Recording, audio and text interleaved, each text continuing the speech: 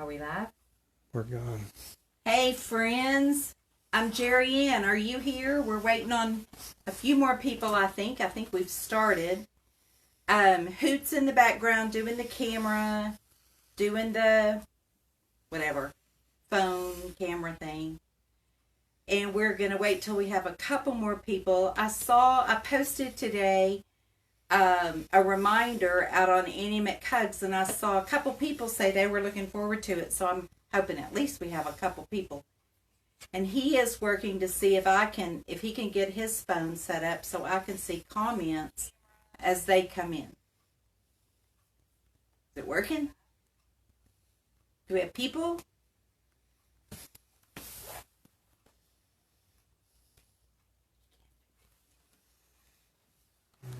Yeah. Okay. Excellent. And if you're here, somebody say hi, so I will know you are here. Yeah, it shows we have 7 already. Woohoo! So exciting, so exciting. So thank you for that.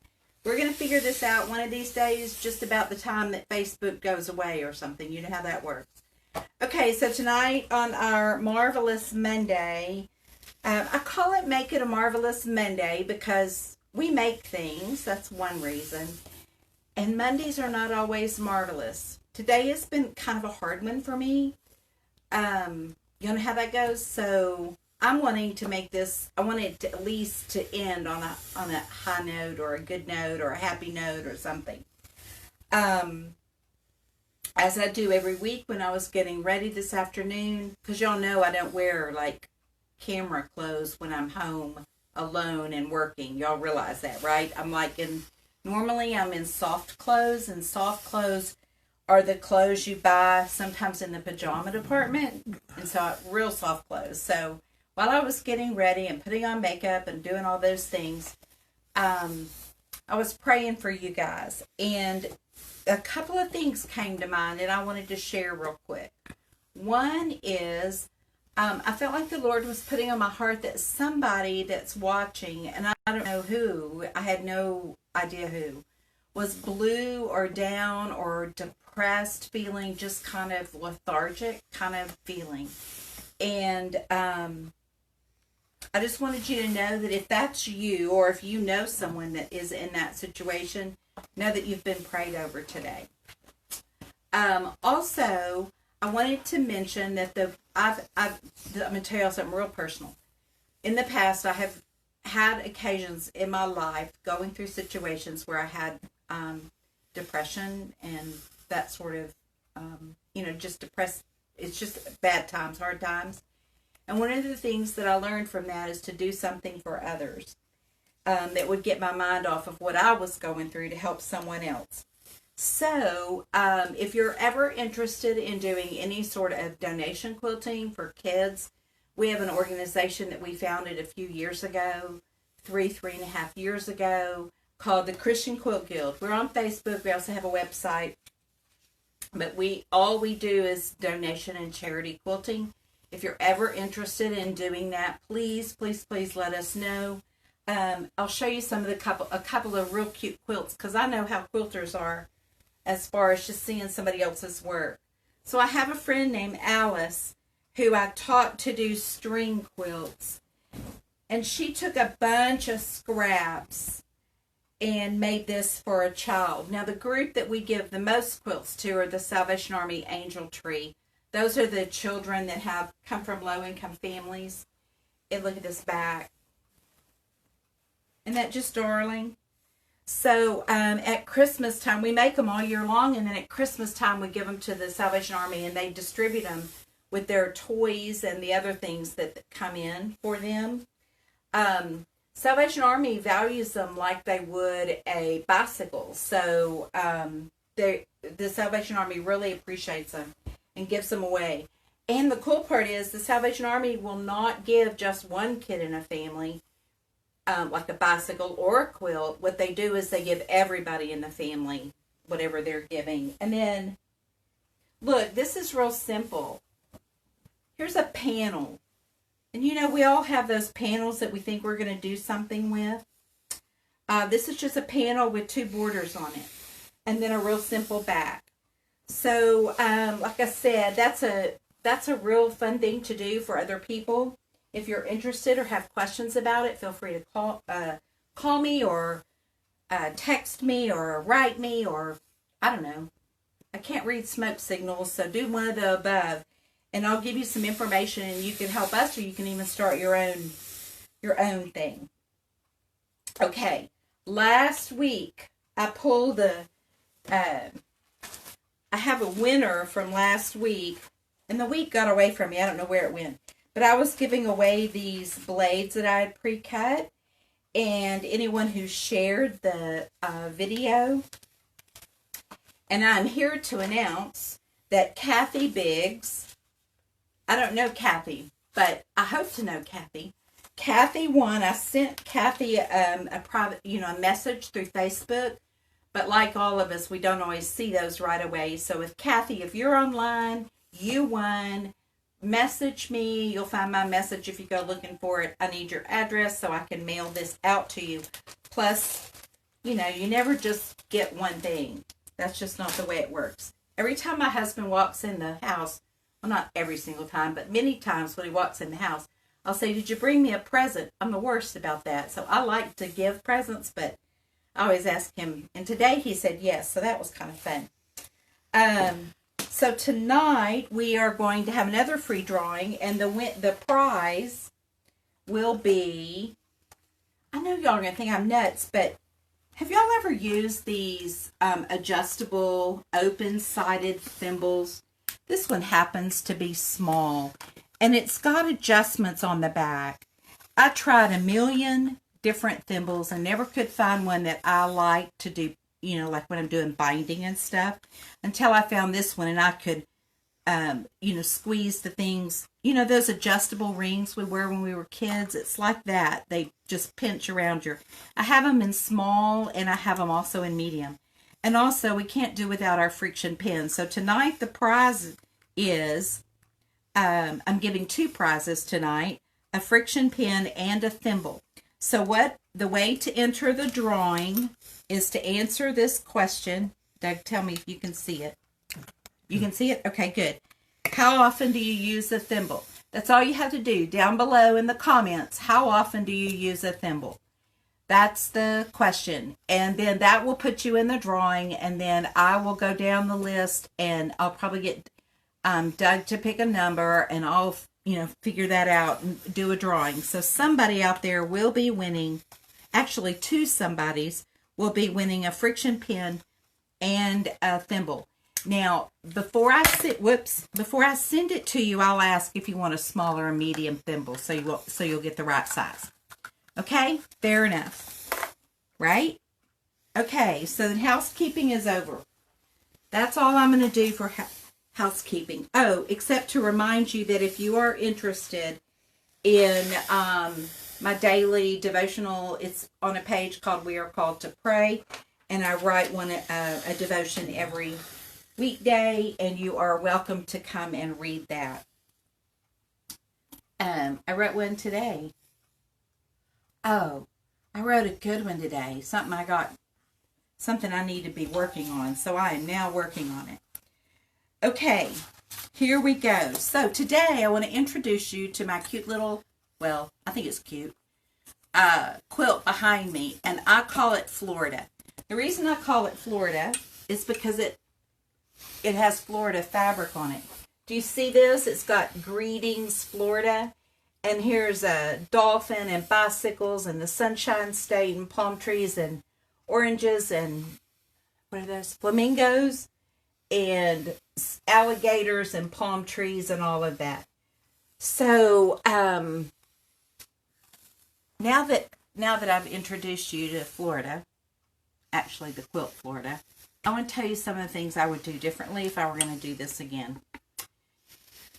So the cute Florida fabric that has all these motifs on it. I have, that daughter or that little girl that grew up in the neighborhood along with your kids. Well, I have one of those in Florida. Her name is April. And so she's my other daughter. And her mom and I were good friends. And her mom passed away a couple years ago. And so now April is my another child of mine. So April lives in Florida. So I was making this. I went to see them, and I bought this fabric while I was there. Boy, they have some great little quilt shops over there. Man, you just can't believe how great their quilt shops are. So I found this fabric, and I found this fabric. See it? And I think that is just super cute. And it looked really cute with this fabric. However, I made blades out of it, as you can see. And that's too much for my eyes. After I got it done and quilted and hung, I was like, I wouldn't do that again. But that's just me. You may like it. But I think it's too busy. I think there needs to be each blade. See, here I am on camera criticizing my own quilt. But y'all learn from my mistakes. That's why I'm doing this.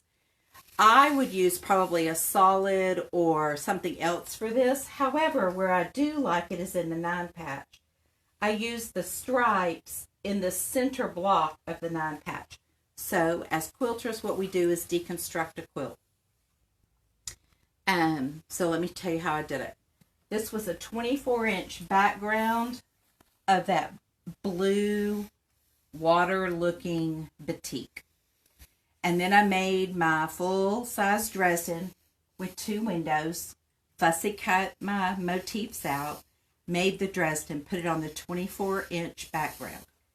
Around that, I added so I tend to do sides and then top and bottom. But that's my method. Some of my friends do the total opposite. They do the top and then come down the sides. But I tend to do the sides and then the top and the bottom. So I did the sides, and I did a sashing and a 9-patch, and a sashing and a 9-patch, and a sashing and a 9-patch.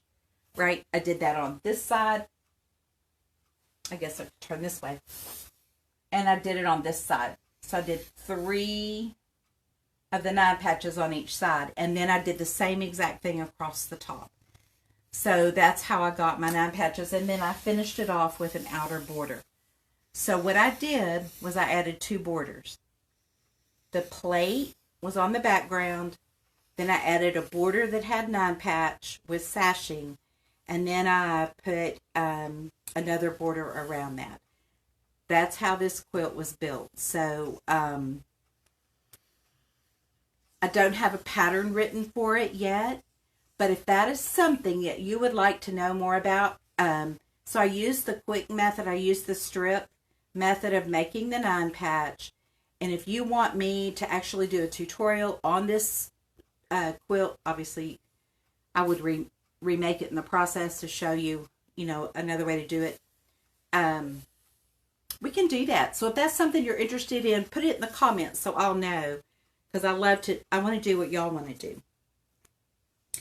Okay. Questions or anything I need to answer before I move on about the Florida quilt? I think it's kind of cute. And I wanted to show y'all this. Look, y'all. I always and I encourage you, put a label on your quilts. I have my logo printed on fabric at Spoonflower. And so then I made a blade and just put it on the back before I even quilted it, because you can see it's quilted over. And now I can I should have written the date and all that on there. But that's how I do my labels. I actually use a blade. And I like that blade better than I do the blades I put on the front. But we live and learn. Some quilts end up being our favorites, and other quilts are like, I like it, but it's not my favorite. Okay. Let me see. Oh. Remember last week? So I'm going to move to designing a pattern right in front of your eyes, or designing a quilt actually right in front of your eyes. Remember last week I showed you the You Are My Sunshine thing, panel that I had trimmed to 23 by something, and then I put a gray border around it. Well, I worked on it this week. So let me tell you what I did. I thought I'm so graphic. Here's my panel that I trimmed down. Here was my first border. Can y'all see that? I was going to put a 3/4 Dresden on both of these corners like this. Got it all made, put it on there, and did not like it. This is what happens when you're designing. So let me show you what I ended up with that I like a lot better.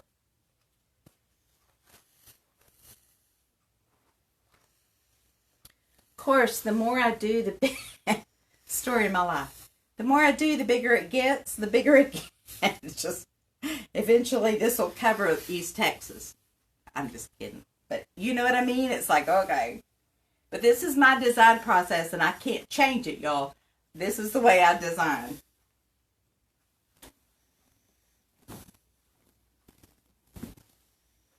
Can you see it? Is it flat, Doug? I can't tell. Not really. But... You want to help me? No, not really. Okay. So tell me what to do then. Help me that way. Just here. Here. There it is. Can y'all see that? So what I did, I had this border on there. I added, I cut a 2-inch strip, and then so it ended up being 1.5 inches, and then added black on it. And I took the dresses, I don't even have them sewn down yet, and put them in each corner. And I did what y'all said, the bumblebee at the top. Look at those cute little bumblebees. And then, hey, I'm going to slide this corner up so it'll be up right side up for them. Hang on. Okay, when I hit the lottery, I'm going to have a studio, like a big film studio. Okay, can they see this? Okay, so this is the hexagon upper window, and this is an elongated lower window, and I put the bumblebees up here, and then I wanted the bumblebees, I've never done this before, I wanted the bumblebees to be flying over something as if they were going to go land and get nectar or whatever they do. What do they get? Pollen. What do they get? Pollen off the flowers. And so I found this fabric that I had used in another quilt that was just scraps, and I thought, oh, that might work. So anyway, I did a 1/4 Dresden in each corner. See? Yeah. So next week I'll have those all sewn down. And we'll just, I don't know that it's going to grow anymore. I don't know that the quilt will grow. But I do have those hand applique wool flowers that came with it that I'll probably be working on. And then look, I had a 1/2 one left over. So let me tell y'all what I did. I mean, because I originally I was going to put 9 and 9. Well, that's 8. That's 18. And I ended up using 12, right? So I had 6 left over. So I don't like to waste them. So when I do the back, I will put this on the back, right? Just decorate the back with this. So I won't throw this away. It's not going anywhere. But it's my little half dressing. Okay. Questions about that? Comments? Anybody talking? Anything? Oh, yeah, they're all talking to you. Y'all are talking? Okay, cool. I love it when y'all talk. I just can't hear you, so it's hard. Okay, I promised you that I would show you 5 more ways to make picture windows using the tool. So here's the tool. So for people who are new, I'm hoping there might be somebody new. This is the tool set. The picture window reverse applique tool set. So the way this came about was I was doing scripture one morning and I saw this and there were angels coming through and I was like, wow, that's cool. So now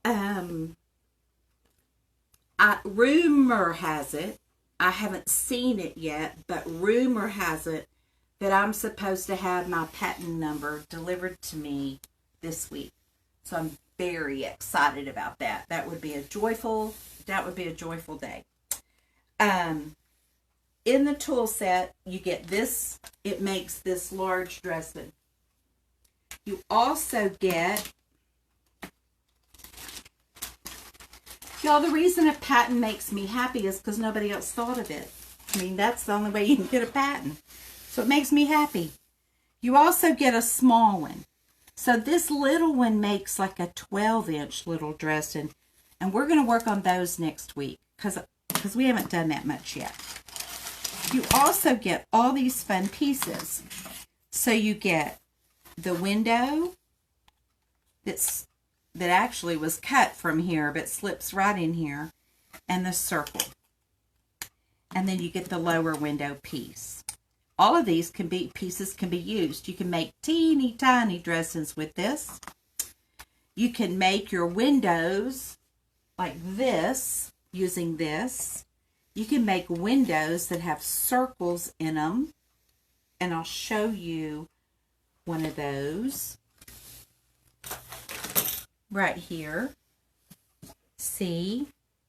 It's just a little circle right there. And I'll come back to this because I want to show you what I did.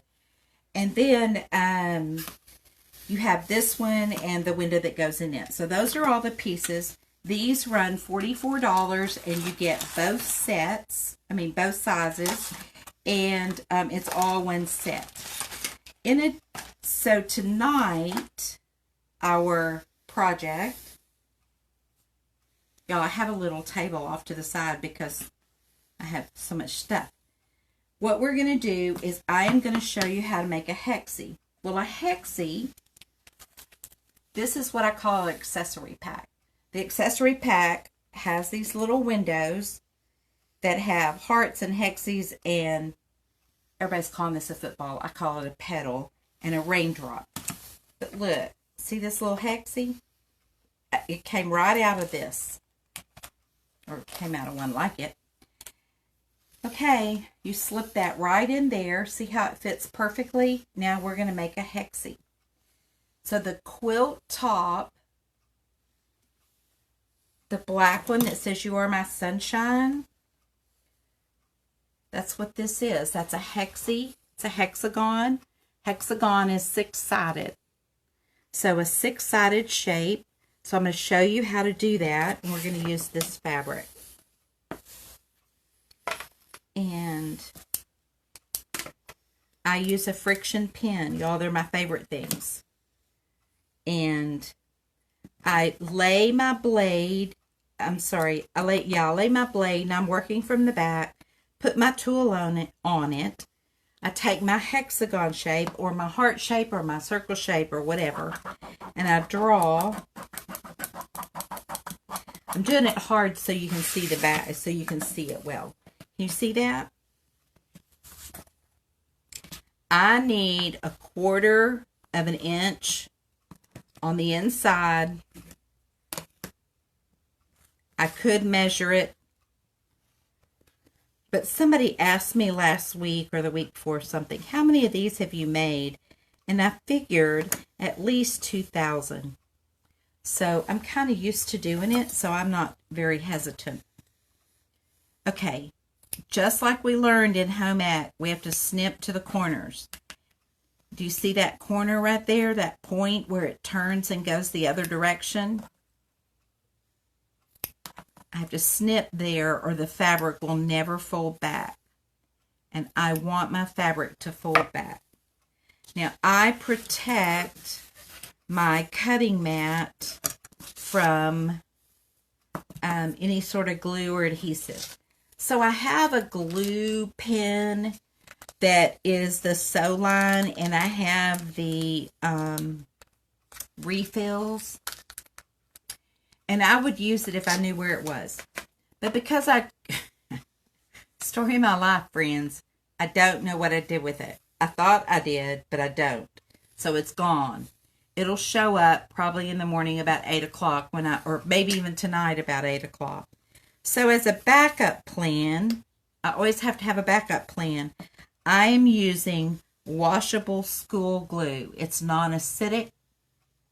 It won't hurt your fabric. If kindergartners can eat it, our fabric is not going to, it's going to wash out when we wash it, our quilt. So that's all I did. Did you see that? And I put it on every snip. So now I roll that back. I'm going to roll.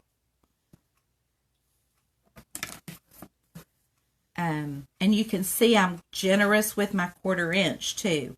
It needs to be at least 1/4 inch or more. Okay, as soon as I do that, I'm going to hit it with an iron. So I'm going to step off to the side. Oh, you don't have to show them this mess. Seriously. It's a mess. I'll move this over here. Okay. See my little hexie? Now I would fussy cut my fabric. Pretend like we're going to use this, although I wouldn't, but pretend.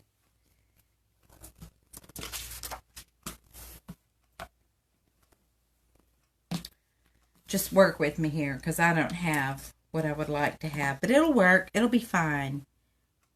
Right? Sometimes you just do what you got to do.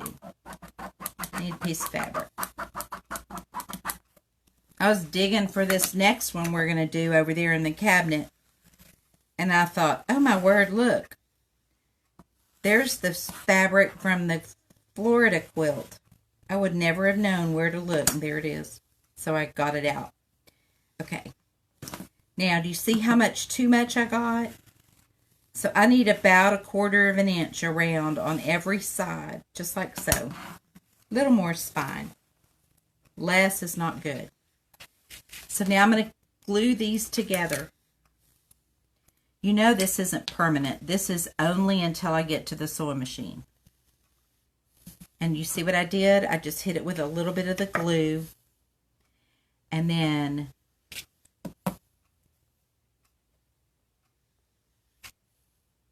look at that. And then I always melt the glue.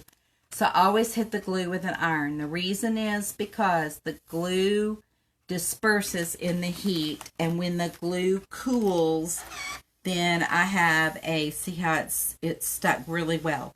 Now I can peel it off if I need to, but it's stuck until I get to the sewing machine. Once I get to the sewing machine, I'm going to top stitch all the way around it. In fact, I don't know if y'all can see this. You see that? I have it's yellow, so it's hard to see, which is that's the object of the game, to make it hard to see. So I just top stitch it. So that's how you make a hexagon. Super quick, super simple. Anybody, you can do it. I promise you can do it. So that's one of the things we're going to do. Let me see what else. Oh. The next thing I'm going to show you how to do is I'm going to use the same exact one, but I'm going to show you how to do what I call an elongated lower window. See this little window? I want it to be this tall. So I want to come to the top of what we call the bridge. Okay? So what I'm showing you how to do is make this blade. See how long the lower window is?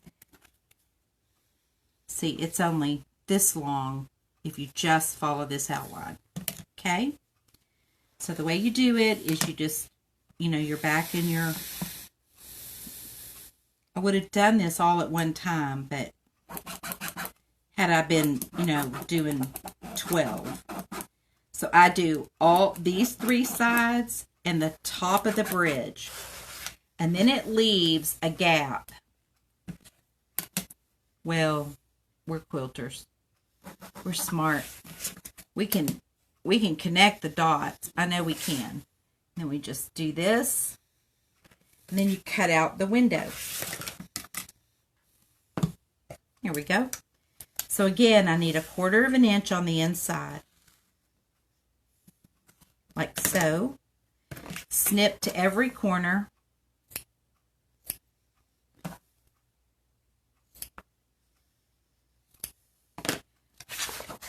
Y'all, I'm serious. There are some cutting mats that if you get any sort of glue on them, it's the PVC ones, but glue is not good for cutting mats, so I always protect mine. Okay, did you see what I did? I fold from the corners. I'll do it again. From the corners, to the middle. From the corners to the middle. And then look. See that little tongue? Doesn't that look like a tongue? Fold that back. Hit it with an iron. And then look. There's the elongated. So there you go. That's how you do an elongated hexagon. This block. This shape. So that's two things. So that's a hexie and then a hexie with an elongated. Now I want to show you, grab this, a flat top. So here's, can you see this? So here's a double window. So, you know, an upper and a lower, but I did a flat top. So I want to show you how to do that. I also want to show you how to do an elongated flat top.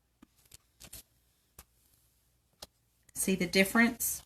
Here's a regular. Here's the longer one. This is to the bottom of the bridge. And then look, you can do a third flat top in a full window, all the way down. See that? So it's basically the same technique, but it'll come out 3 different ways. So let me show you how to do it. It's fast too. That's what I love about this. It's so fast. It's just like anything. Once you learn how, it's easy. Okay, for the flat top, we're going to do these 3 sides. But can you see these registration? I don't know how to show you. That's fine. Put it right there. Put it back here. Okay, these registration lines, I had them printed on the tool. Those lines right there. And they're at the corners. See that? So let me draw that one more time. Just so to demonstrate. I just start there and I go to here. When I lift that up, I use the straight edge to connect. That's the upper window to this. Right? All I do here is I cut this out. Now the lower window's just like the other. I mean, you know, you just lower windows. That wasn't a very straight cut. But I snip to the corners.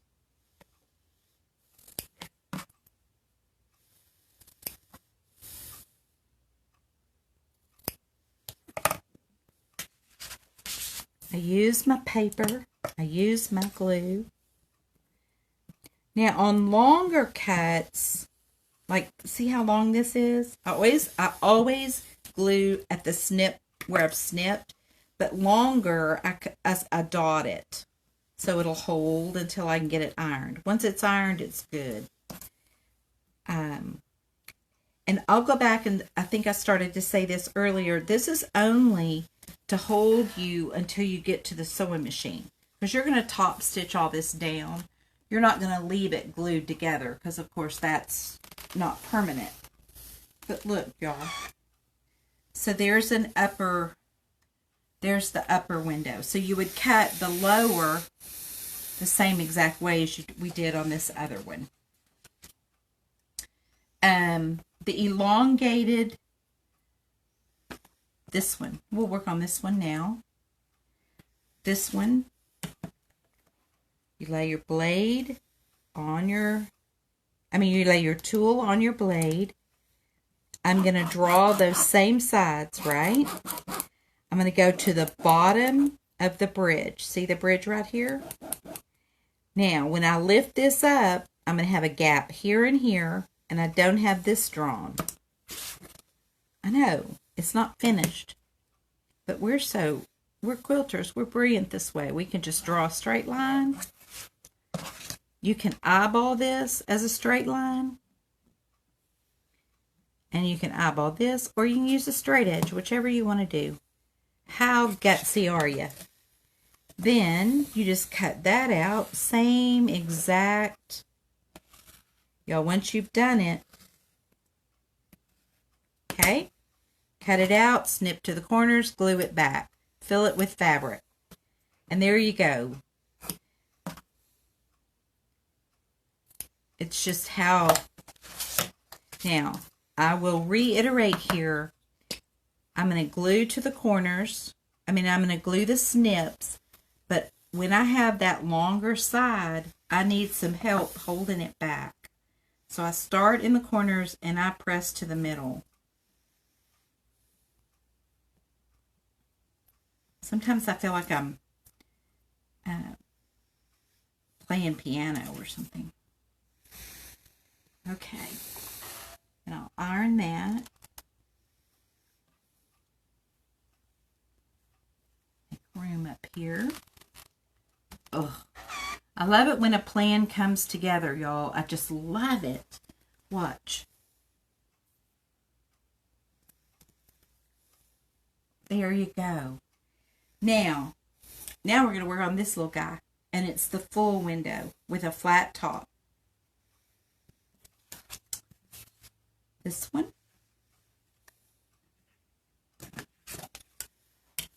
Full windows are always made the same way.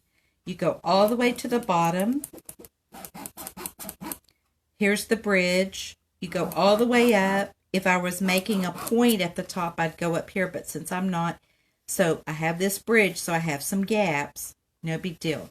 See? I connect these dots.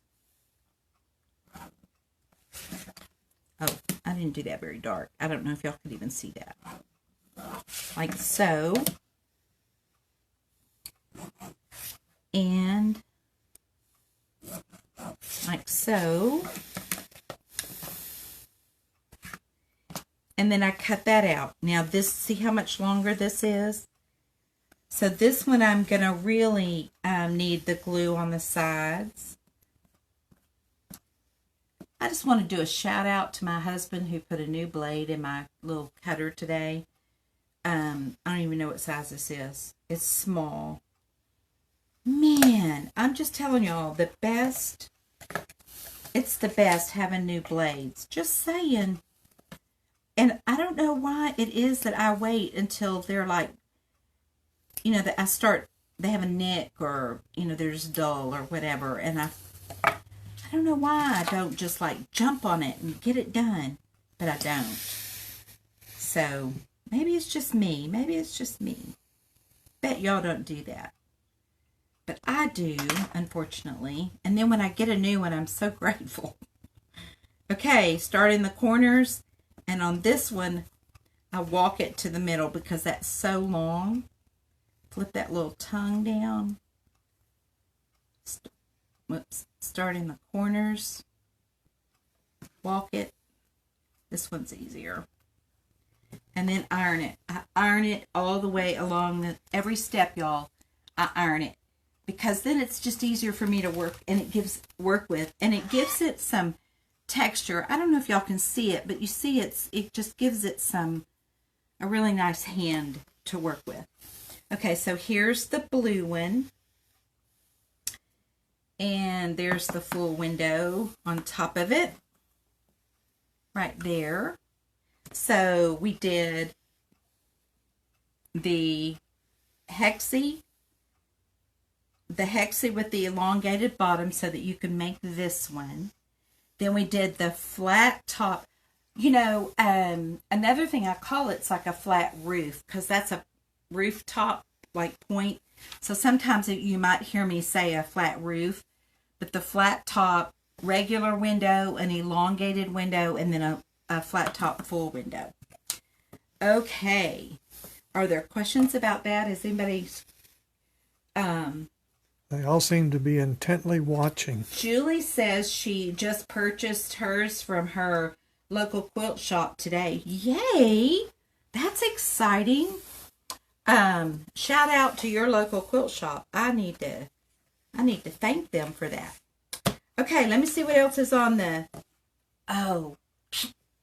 So, this week on Annie McHugs, I posted a wall hanging that my friend Catherine did of the fall harvest kit that we did a couple weeks ago.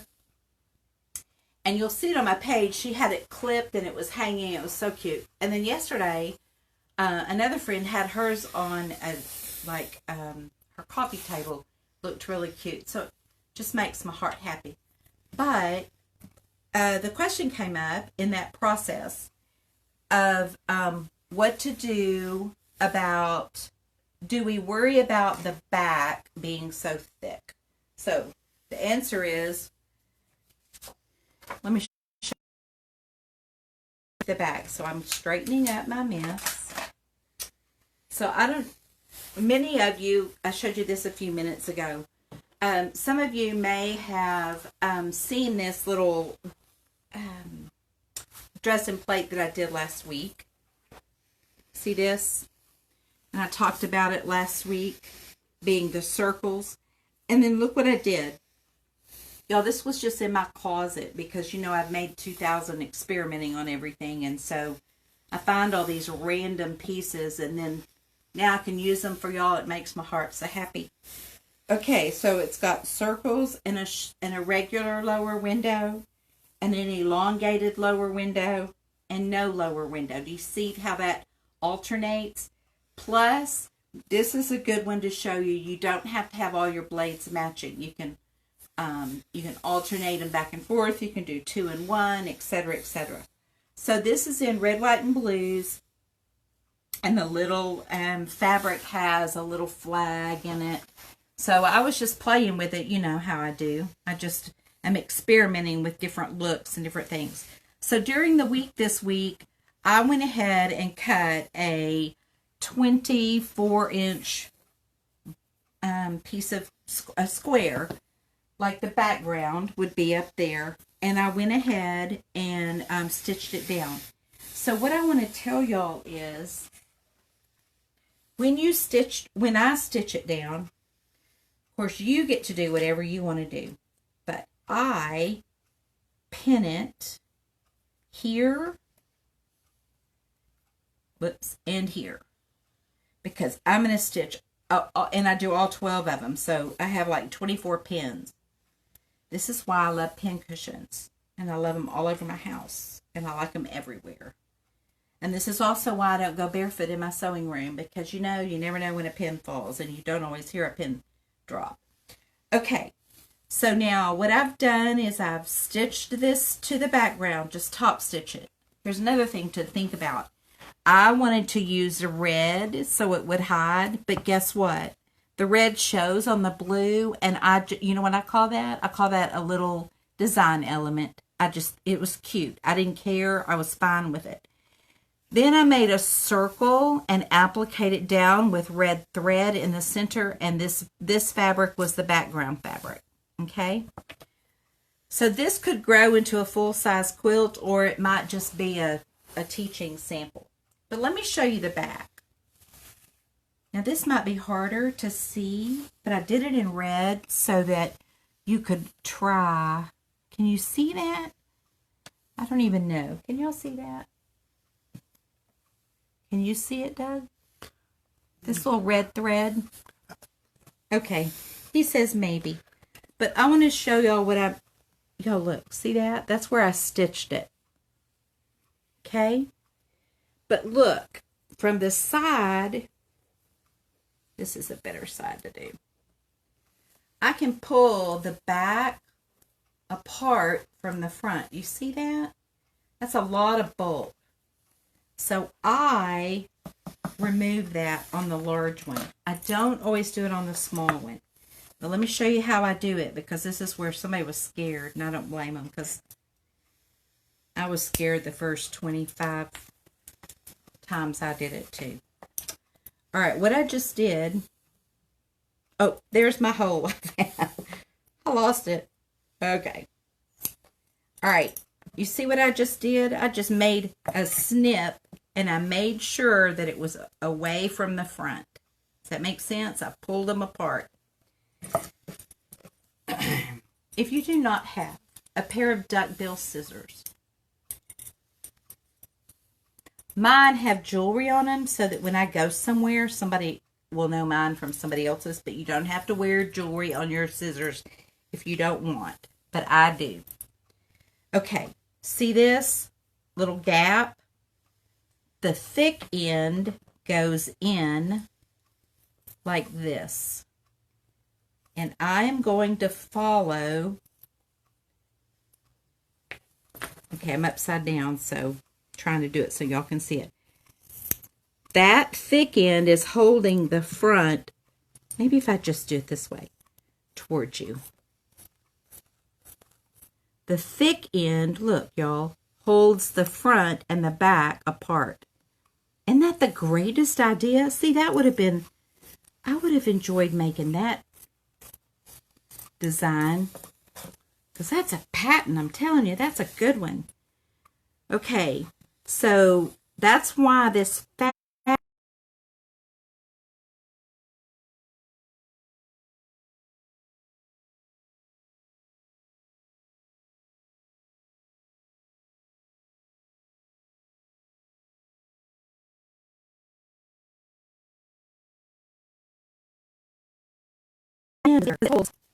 I don't make clothes, because this all doesn't make sense to me if it's not, I mean, when it's 3D, I get confused. But here's what I do. I go about 1/4 of an inch, maybe 1/2 an inch, all the way around. Here's my seam, right, you know, where I stitched it to the top. And you see how I'm holding it apart, and this thing is underneath it.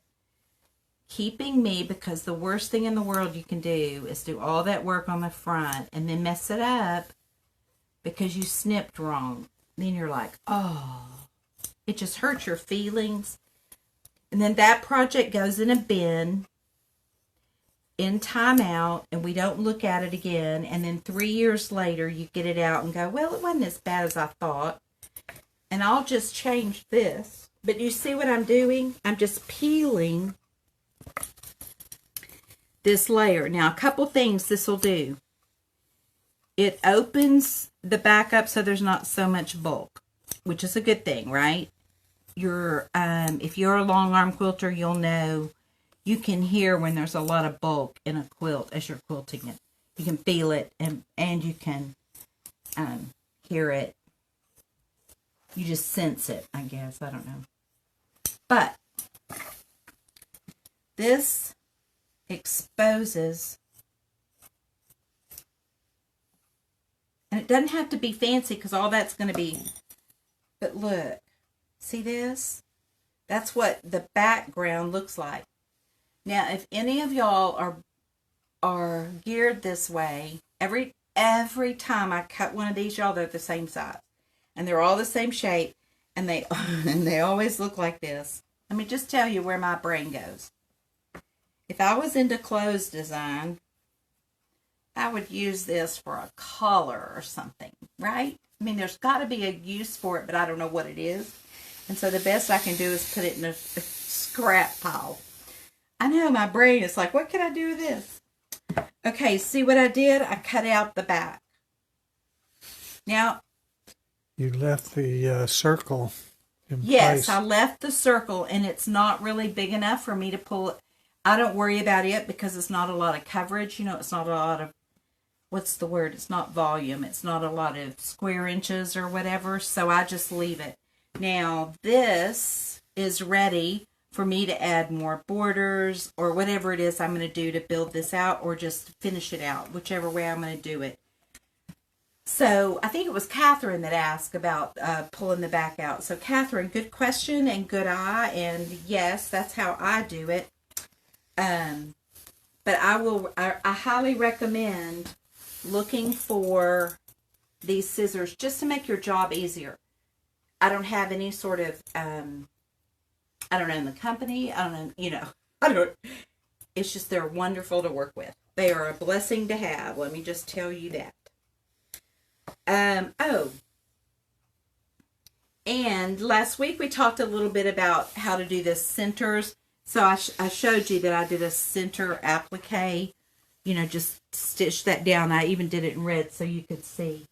But y'all, while I was pulling stuff, let me get rid of that pen. While I was pulling things today I was looking for my flat top blades and all that stuff. So I was pulling it. Oh, I wanted to leave this open. I'm sorry. I came across a random yo-yo. So, remember yo-yos from the olden days?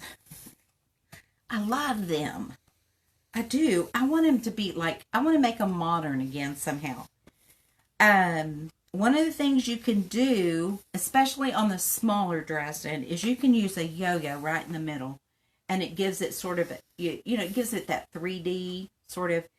Now, I wouldn't use a yellow one on a red, white, and blue thing. Y'all know I know that, but I'm just telling you. Here's another idea. Last week we mentioned this circle. We talked about just turning under the edges. We talked about making the points at the center.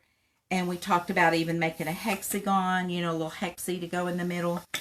And then I realized here's one more way you can do the center. And that is using a darling little yo-yo. So when I start doing some vintage, I have some vintage linens that I'm about to start on. When I do that, I will use the yo-yos. Okay, now, let me see what else there is. Are there questions? Have I left something undone? Have I... Everybody's good? Okay, let me grab this. You just stay right there. To enter the drawing, and the drawing will be a thimble and a friction pen. I'll just send it to you. Answer, just comment somewhere in the comments, how often do you use a thimble? Somebody told me recently, I don't use a thimble. Well, then say that. It doesn't matter. There are no wrong answers is the point. So, if you want to enter that, do. If you need a tool set, or if you need the accessory set, the tool sets sell for $44, and the accessory set sell for $18. Y'all, I have a company working on my website. Hallelujah. And it should be, I kind of thought it would be done today, but maybe it'll be tomorrow. It's always that, right? You'll be able to order them online, all of them. And I have patterns. Don't forget, I have patterns. And then again, if you want me to do a tutorial on making this pattern, which it doesn't have to be florid, it can be any fabrics, but I can teach you how to make the 9-patch the easy way with strip sets. And then the Dresden, we can do that. So if that's something you're interested in, just let me know. Leave it in the comments. So after this meeting, then I go back and read all the comments. So I appreciate all the comments. And I appreciate everybody who's here. If there are no more questions, I will sign off and sign out until next week. I hope your Monday is marvelous, and I can't wait to see you again next week. Bye, friends. Thank you.